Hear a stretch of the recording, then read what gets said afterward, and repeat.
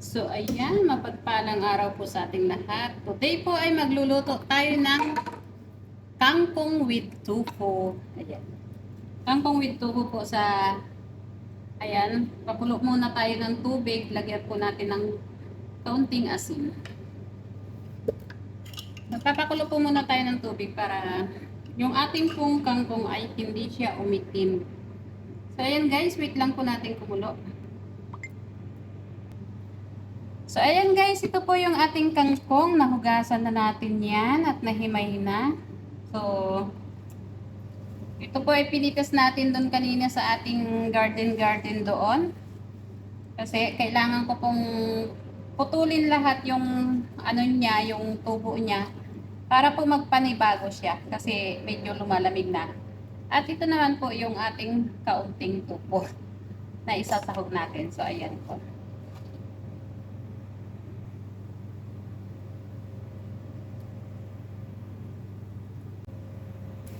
So, ayan, kumukulo na po yung ating tubig. Ilalagay na po natin yung ating kangkong. At ang dami.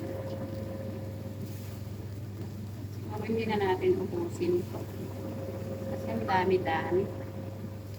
Tingnan po natin. Kasi pag naluto siya, kunti na lang siya. So, siguro tama na to. Iluto na lang ulit natin bukas yung isa. Yung maganda po pag yung ano, para hindi siya umiitim. Kahit po lutuin natin siya sa toyo or ano, hindi po siya iitim. Still, ano pa rin siya, green pa rin, green pa rin yung ating kangkong. So, ayan. Abutin po natin para, ayan. Wait lang po natin hanggang maluto siya para ano siya, hindi na tayo matagalan sa pag-uisa. Ganyan po yung ano, para pag nagluto tayo ng kangkong, kahit po sa sinigang natin, pag medyo luto na po yung ating kangkong, tanggalin na po natin bago natin lagyan siya ng pang-asim. Para ano siya, kasi hindi siya magpa-brown. Green na green po yung ating ano, yung ating kangkong.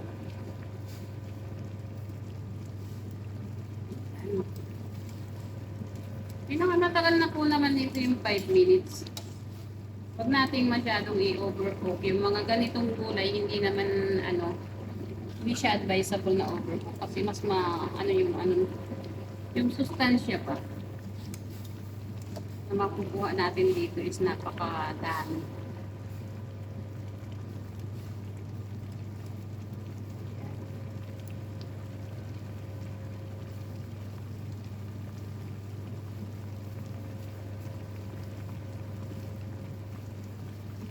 Dito.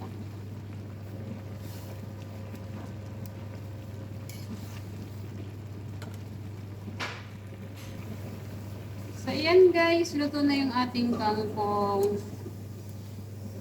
Sabihin na po natin dito sa ating strainer. Ayan. So, diba? Green na green pa rin po siya. Hindi siya maitim. Pag nilagyan po natin to ng oyster, hindi siya maitim. Hindi na natatili yung kanyang pagka-green. Alam po naman natin pag yung kangkong or talbos ng kamote, pag inalis na po natin yan sa tubig na mainit is nag-iiba na yung kulay niya. Lalo na yung kamote pag hindi masyadong luto.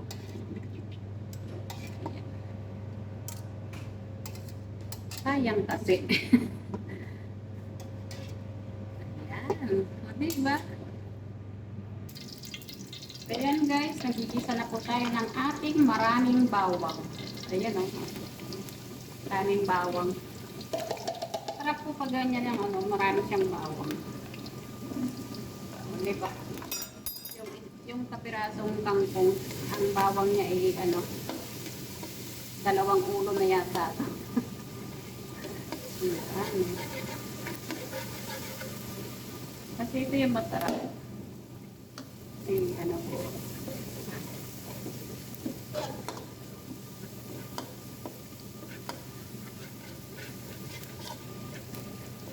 Yan, brown lang po natin yan. Tapos lalagay na natin yung ating chili at sibuyas. Kahit hindi masyadong luto yung, yung sibuyas natin. Hindi kailangan. Basta yung ating bawang ay brown siya. Golden brown.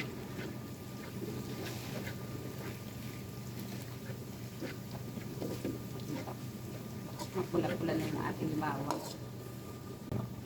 Pwede na po natin ilagay itong ating sibuyas at sili.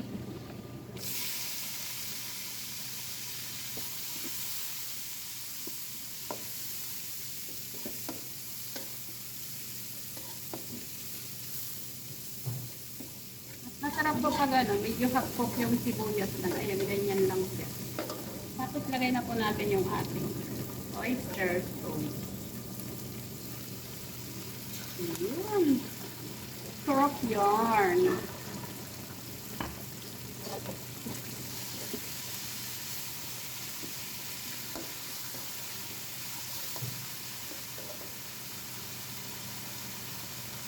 Tignan natin.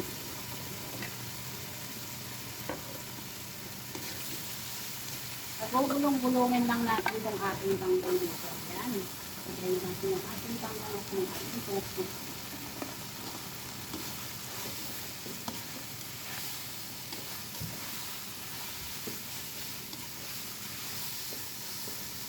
At diba, nananatiling green pa rin yung ating tanggal.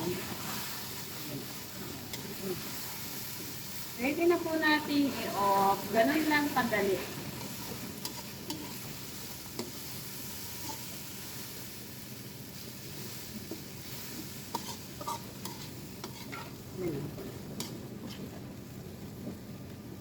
Ay, sarap. Sarap po yung promise.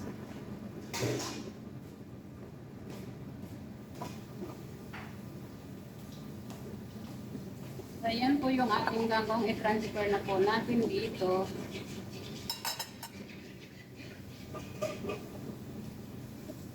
Ito po yung ating lalagyan. Diba? Yan.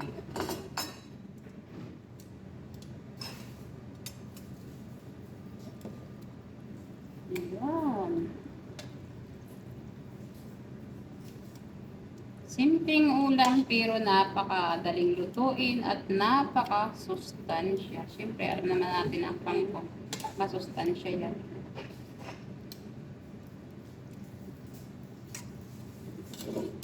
Ang pango po niya. Promise. Ito yung ating tofu. Yan yung toppings natin.